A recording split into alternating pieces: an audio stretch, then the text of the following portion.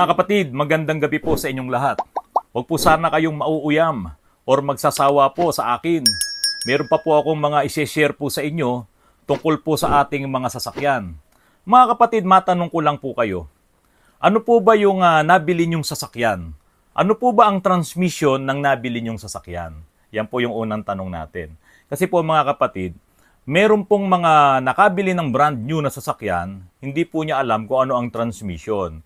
At meron naman pong nakabili ng second hand na sasakyan at hindi rin po niya alam kung anong klase yung transmission ng kanyang sasakyan. Ang pag-uusapan po natin dito, automatic transmission. Wag na po muna nating isama yung manual transmission. Mga kapatid, alam nyo po, kung kayo po ay mayroong sasakyan ngayon at iyan po ay matagal nyo na pong gamit, kung yan ay gasoline engine, karamihan po sa inyo, alam ko, kayo na yung mismong nagdi-DIY, magpalit ng spark plug, magpalit ng mga high tension wire, air filter, air cleaner, mag-change oil, kayo na po ang gumagawa niyan eh. Sa mga diesel engine din, ganun. Kung ang sasakyan nyo ay matagal nang sa inyo, natututunan nyo, lalong-lalo na't marami po sa YouTube, yung mga DIY na mga tips kung paano nyo gagawin yung mga bagay na yon. Kaya lang mga kapatid, pagdating po sa transmission, doon po tayo mamumroblema. Kasi po, mayroong nag-DIY na mag-change ng kanyang ATF or kung anumang fluid yung nandun, mali po yung kanyang nagawa. Kasi po, hindi niya alam kung anong klaseng transmission meron yung sasakyan niya. Pag-usapan natin, ito na. CVT transmission. Continuously Variable Transmission. Mga kapatid, sa mga vlogs na nagawa ko na po na nandito sa aking channel, marami po kayong mapapanood doon, mga tips kung paano natin maalagaan ang ating transmission. Kung ano yung mga hindi natin dapat ginagawa sa ating mga automatic transmission. Pagdating po dito sa CVT transmission, Continuously Variable Transmission, nadagdagan po yan, mas marami. Pero lahat po ng mga sinabi ko doon sa aking mga vlogs, pasok po yun pagdating dito sa CVT transmission. Ibibigay ko lang po yung mga karagdagan para po doon sa mga naka-CVT na transmission na mga sasakyan. Ito po mga kapatid, napakasarap sumakay sa isang CVT na sasakyan. Mapa SUV yan, mapa kotse. Talaga naman yan ay kapag kaumandar na, hindi mo mararamdaman yung shifting. Dire-diretso yan. Ang takbo niya ay talagang smooth na smooth. Ganong kagandang sumakay sa mga CVT na sasakyan. Kung ikukumpara nyo po yan sa isang standard na automatic transmission, mas mura daw po ito. Bakit daw po ganon? Kasi nga po, kakaunti lang ang pyesa sa loob ng CVT transmission compare doon sa standard na automatic transmission. Sa clutches pa lang, napakarami na. Sa mga gears, napakarami na. Pero ano po ba ang downside ng CVT transmission? Sa experience po namin dito sa shop, marami-rami na rin po kaming nagawa na naka-CVT. Karamihan po Honda. At yung iba naman po, meron na rin kaming nagawa na Suzuki. Ang problema dito sa CVT, kapag nasira, wala pong mabiling pyesa. Kaya po, yung mga Honda na ginawa namin, itong mga Civic na naka-CVT at yung Jazz, meron kaming ginawang Jazz. Pero ito po ay Japan, yung Fit. Ginawa po namin dito, naku po, wala pong mabiling pyesa noon. Kaya ang nangyari, nagpalit po kami ng transmission. Meron pa po palang isa, yung City.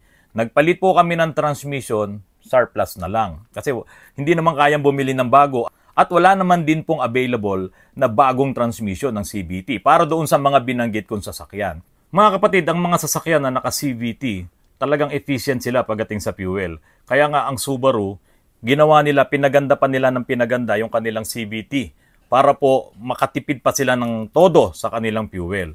Yun nga lang po mga kapatid, ang isang problema dito, hindi siya matagal ang buhay. Karamihan po tumatagal lamang ng 160,000 kilometers, naglalabasan na po yung mga problema. At kaya nga po sinabi nilang ito po ay hindi ganun ka-reliable. Kung ganun po, kung totoo po yung sinasabi nila na yon na hindi po reliable ang CVT technology sa transmission, mga kapatid, dapat talaga ingatan natin. Kailangan mapahaba natin ang buhay ng inyong transmission. Isa-isahin po natin, yung ikaw ay nagpo-forward, tapos bigla kang re-reverse, hindi mo man lang ipinepreno, at re-reverse mo na kagad, ilalagay mo sa reverse. Bawal na bawal po yan sa CVT. Hindi po niya gusto yan. Kasi kung doon sa automatic transmission na standard, ang sinasabi natin doon ay magkakaroon ng premature wear yung ating mga clutches. Dito po, meron na nga siyang clutches na magkakaroon ng problema, mawo-worn out pa niya yung belt. Ipapakita ko po sa inyo yung belt na yan. Yung belt po na yan ang nagdadala ng buhay ng CVT. Kapag po yung belt na yan nagkaroon ng problema, mamamatay po ang inyong CVT. Kaya dapat po, ingatan nyo po talaga kapag po kayo ay aabante at kapag po kayo ay magre-reverse, mamemreno muna po kayo. Ang gaganda po kasi ng mga sasakyan ngayon. At karamihan po ng mga bumibili ng mga bagong sasakyan, talaga namang gigil na gigil sila na kapag ka nasa kanila na yung sasakyan na yon, gusto nilang paandarin ng sobrang tulin. Kaya nga po mga kapatid, yung ating isang vlog na yung kailangan na i-break in mo muna ang iyong sasakyan, sana po gawin nyo po yun lalong-lalo na dito sa CVT. Alam nyo po ba yung rocket launch? 30 seconds into the flight, Atlanta's almost 2 miles in altitude, almost 6... Talagang napakabilis nun. Walang katapusan, dire-diretso po yun. Mga kapatid, huwag niyo pong gagawin yan sa inyong sasakyan na naka-CVT. Magkakaroon po siya ng problema. Kapag ginanon mo yan, yung inyong sasakyan, dire-diretso yung RPM niyan. Hindi mo talaga mararamdaman mga kapatid na nagsiship siya, ini-enjoy mo, pabilis ka lang ng pabilis. Full throttle, high speed, napakabilis ng sasakyan mo, halos wala ka nang iniintindi dahil halimbawa nasa highway ka talaga na wala namang kasalubong, mag-o-overheat ang inyong CVT fluid na nandoon sa loob ng torque converter. Meron pong torque converter itong CVT. Kaya po yung fluid coupling nandoon pa rin.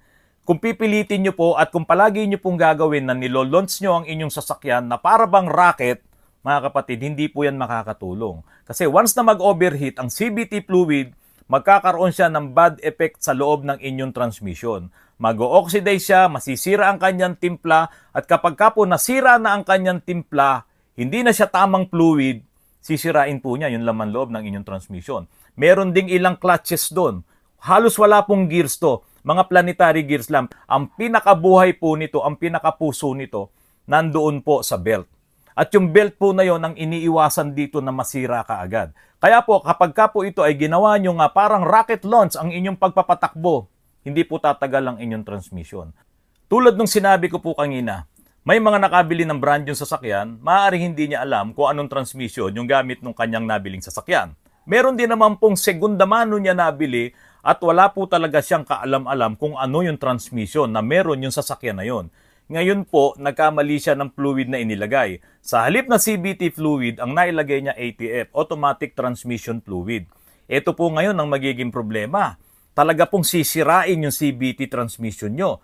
Kasi po, ang buhay ng transmission natin ay yung fluid talaga.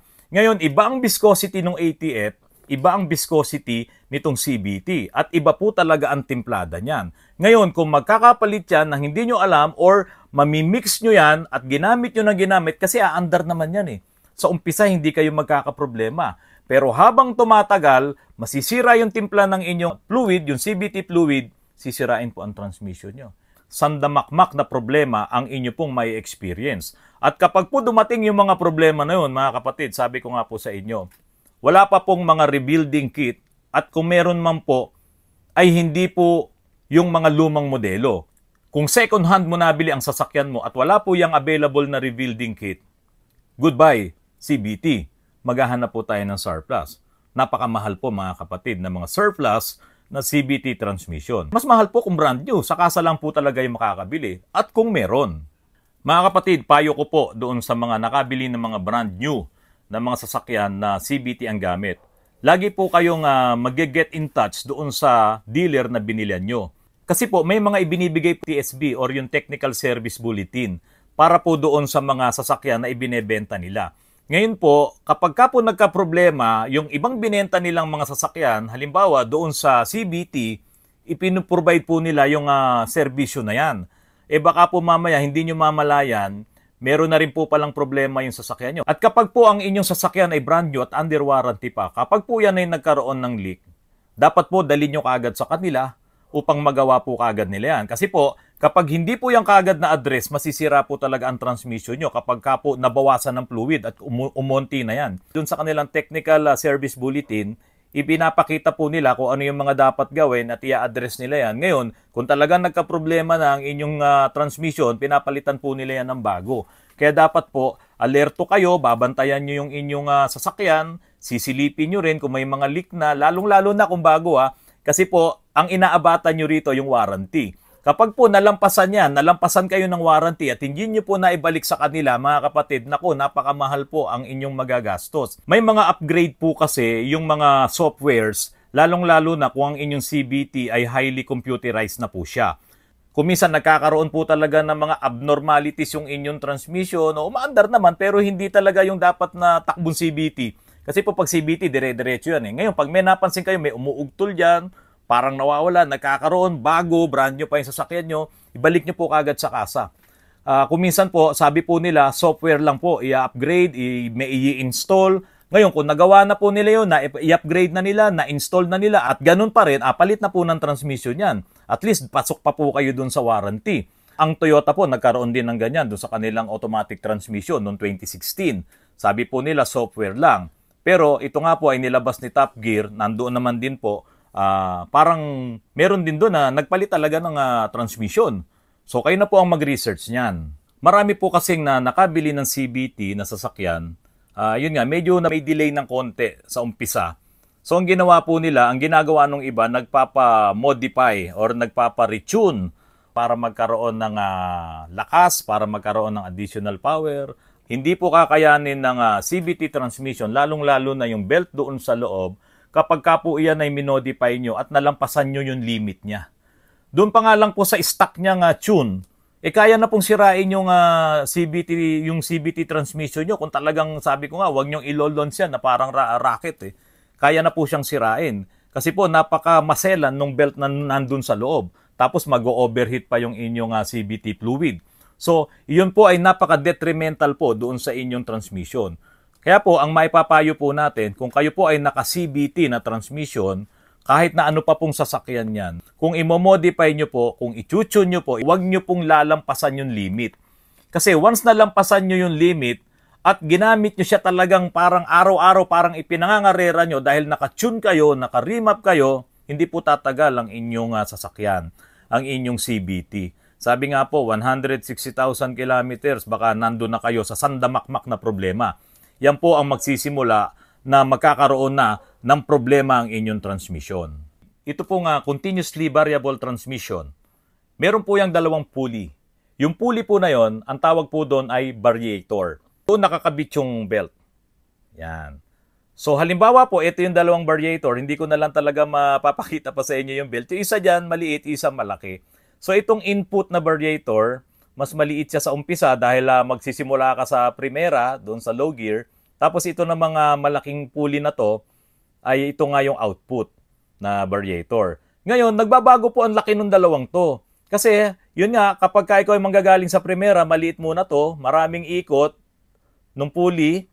Tapos ito naman mahina ang ikot kasi nga primera yun para magkaroon ka ng maraming power. So habang ikaw naman po ay bumibilis na, lumalaki po ito. Lumalaki yan, ito naman lumiliit. Ayan. So kapag ito po ay malaki na, ito naman ay maliit, ito naman ang bibilis ng todo. Yun na nga po yung high speed. So ganyan po talaga yung trabaho ng CVT. Kaya po yung ratio na kailangan mo, match na match po doon sa engine mo, pati yung speed mo. Kaya po dito wala halos ugtol kasi wala naman nagpapalit na clutches dito na clutch packs. Wala po. Hindi katulad doon sa automatic transmission na nagpapalit-palit yung primera, segunda, tercera, o kung hanggang 8 speeds pa yan, nagpapalit yung mga clutch packs na yun. Mararamdaman mo talaga yun. Pero sa CVT, nagsimula ka sa maliit, umiikot na po ito, iikot din to. So ayan, maliit, tapos lalaki to, ito naman lumiliit. So pag ganun-ganun po siya. Kaya po dito, wala ka mararamdaman na ugtol. Ganun po ang trabaho ng CVT. Ngayon, mga kapatid, itong belt na to ang pinakabuhay niya. Hindi po siya basta belt lang. Sa totoo lang po, si Subaru ang gamit po niya chain. Ito namang belt po na makikita nyo, may mga pieces of metals po yan doon sa loob. Conical po yan, V-shape yung belt na yan at ganun din po yung mga pieces of metals na yan na nandoon sa loob ng belt na yan. Marami po yan, halos dikit-dikit yan. Para siyang kwintas na pinagdikit-dikit. At yung conical shape po niya na yon, yung B-shape na yon, yun naman po kasi yung pulley natin, ganun din ang shape niya. Kaya habang iniipit po yung belt na yan, tumataas po yan. At kapag ka naman po bumuka yung variator, bumababa yung belt. So yan po yung trabaho niya. Kaya po, liliit yung pulley, lalaki yung kabilang pulley, so yan po yung trabaho. Yan yung kanyang continuously variable na movement ng itong dalawang variators na po na to. Itong transmission na to, meron din po itong plus minus or yung sports mode or yung S mode or yung manual mode. Kapag ginagamit nyo po yung manual mode nito, mga kapatid, iwasan nyo rito yung engine brake. Iwasan nyo rito yung sobrang bilis nyo, bigla nyong ilalagay. Halimbawa, nandoon na kayo sa 5, bigla nyong inilagay sa 4. Mga kapatid, sisirain nito ang inyong transmission. Or yung nandoon kayo sa stop, tapos iaarangkada nyo ng todo-todo, ilalagay nyo, uubusin nyo yung acceleration nyo, yung RPM nyo, nandoon na sa 5,000, hindi nyo pa nilalagay sa second gear, hindi nyo pa nililipat ng gears, mga kapatid, sisirain niya yung transmission nyo. Hindi po tatagal ang transmission nyo. Kasi po, ito nga po yung problema eh. Nagiging mahina yung CVT na to, itong transmission na to, dahil po doon sa design, dahil po doon sa belt na yon. Si Subaru, ang ginawa niya, hindi siya gumamit ng belt na may rubber. Ang ginamit niya talaga chain. So, ganun din naman po. Dapat iingatan din siya kung paano yung pag-iingat natin doon sa ibang design ng belt ng CVT, ganun din po ang ginagawa ni Subaru. Ngayon po mga kapatid, magche-change oil. Huwag po kayong maniwala doon sa lifetime na CVT fluid. Hindi po totoo yun. Marketing lang po yun. Paano ko po yan nasabi? Marami po kaming nagawa dito. Nagpapalit sa amin ng CVT fluids, tapos ilang buwan lang, marumi na ulit yung kanilang mga fluids. Ito po kasi ang nangyayari. Di ba po talaga ang driving condition dito po sa Pilipinas? So, una, mainit na yung lugar natin. Tapos, stop and go, traffic. At araw-araw mo talagang ginagamit yung sasakyan mo. Hindi po talaga tatagal yung mga sasakyan na yan, yung lalong-lalo na yung mga CVT fluids na yan, na ma-maintain mo talaga yung ganda ng fluid niya. Nag-overheat po kasi. Kaya po dapat babantayan nyo yung inyong fluid. Bumili na rin kayo ng temperature gauge. Meron naman mga digital temperature gauge para po sa oil, para sa CVT oil, para sa transmission. May nabibili po niyan. Meron po sa online. Magtiyaga po kayong maghanap. At kung paano naman ikabit yun, nandoon din po ang mga instruction. Kailangan po na monitor nyo ang temperature po ng inyong fluids. Kaya po sa ibang bansa, talaga namang naglalagay sila ng external na cooling coil. Yung po parang radiator, yung cooling coil na yan, importante po yan, lalong-lalo na sa mga automatic transmission. Ngayon, sa pagpapalit naman po mga kapatid ng ng mga CVT fluids, hindi ko naman po tinatawaran yung kakayahan ng ibang mga quick lubes, no? Yung quick change oil, mga ganon. Ang importante po kasi dito, kung talagang doon nyo dadalin sa mga station na yan, dapat meron po sila nung CVT fluid na talagang yun yung nakadesign sa inyong transmission. Dapat yung talagang nandoon sa manual nyo ang gagamitin. Hindi po kayo pwede maghalo ng magkaibang brands. So dapat kung ano yung fluid na recommended doon sa inyong transmission, yun lang po ang ilalagay nyo. At dapat alam din po nila kung paano sukatin yan. Dahil kalimitan ng mga CVT, wala pong dipstick. At kung may dipstick naman, dapat hindi po mamix yung maling fluid. At dapat tama din po ang level. Kapag nagkamali po kayo mga kapatid, ang nailagay dyan ay hindi yung tamang fluid o lalong-lalo na nalagyan niya ng ATF, masisira po ang inyong transmission. Kaya kung maaari po, at bago, brand new yun sa inyo, under warranty pa, mga kapatid, wag na muna kayong lumipat ng shop or doon sa kasa nyo talaga ipagawa. Maawa po kayo sa transmission nyo kasi kung under warranty yan at nagloko yan, sa iba kayo nagpa-change oil, mabovoid po ang warranty niyan. Mahal po yan. Baka hindi pa po kayo makabili ng mga surplus na transmission kapag brand nyo po yung inyong sasakyan kung modelo. Kung 2023, wala pa pong surplus yan. Magtsatsaga kayo ngayon sa presyo ni kasa, sa presyo ng brand new. Napakalaking pera po niyan. Kung ang driving habit mo rin naman talaga ay iba, kakaiba doon sa mga normal na driver. At baka naman mamaya may driver ka na hindi mo alam kung paano siya magmaneho. Mga kapatid, magpapabilis yan ng deterioration ng inyong CVT fluids. Yan po ang magiging dahilan na hindi mo namamalayan, sira na pala yung fluid mo, kultado na pala, hindi na siya magandang fluid ginagamit mo pa. Kaya kailangan, i-inspeksyonin nyo rin po talaga ang inyong CVT fluids. Ito po regardless kung brand new ang sasakyan mo or second hand ang sasakyan mo, kung 5 taon na yan, 6 na taon na yan mga kapatid, dapat aware po kayo doon sa fluid ng inyong sasakyan. Lalong-lalo na po itong CVT, napakaselan po ng transmission na to. Meron pa po mga kapatid, halimbawa po nagta-travel kayo, nasa highway kayo, nasa expressway kayo, tumatakbo na yung inyong sasakyan na naka-CVT transmission, nandun na kayo sa 6th gear, halimbawa, nandun na kayo. Mabilis na mabilis, tapos medyo paakyat yung kalsada, nagbabawas ng RPM yung inyong sasakyan dahil hindi nyo naman siya masyadong inaapakan, gusto nyo makatipid, tapos bigla nyong inapakan ng todo, nandoon na siya sa mababang RPM, bigla nyong inapakan ng todo, hindi rin po yun healthy sa inyong CVT. Makakasira po yun kasi i-slide po talaga yun, mapipilitang umislide yun dahil ang bilis-bilis na eh. Tapos bumabagal, tapos bigla nyong hinay RPM, bigla nyong inapakan. Iiwasan nyo rin po yun mga kapatid. Kaya nga po mga kapatid, itong transmission na to, hindi siya ganun ka-reliable, hindi siya ganun katibay katulad nitong mga automatic transmission na mayroong mga kanya-kanyang clutches.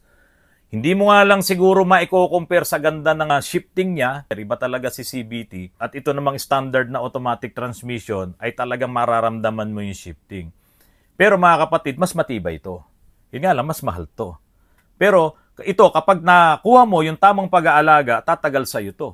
Kaya po, yung mga recent vlogs ko na nandoon kung paano iingatan ng ating automatic transmission, pasok din po ito dito sa mga naka-CVT. Yung mga ipinaliwanag ko po sa inyo nung nakaraan, very important po yun na kapag ka po kayo ay huminto sa traffic light, huwag nyo na pong ilagay sa neutral, okay lang yan, nakadrive.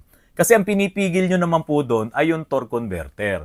Totally, i-stop din po yung ikot ng belt niyan. Hindi naman po paikot-ikot yun. Kasi po, yung mga belt po na yan, yung output niya, papunta naman na yan dun sa differential. Ngayon, yung CVT nyo po, maiingatan po natin yan kung lahat po ng mga sinasabi natin, pati dun sa mga nakaraang vlogs ko, ay magagawa po natin. Sana nakatulong po akong muli sa inyo. Ito pong aking mga vlogs na inihahatid po sa inyo sa pamamagitan po ng YouTube. Maraming salamat po mga kapatid. Magandang gabi po sa inyong lahat.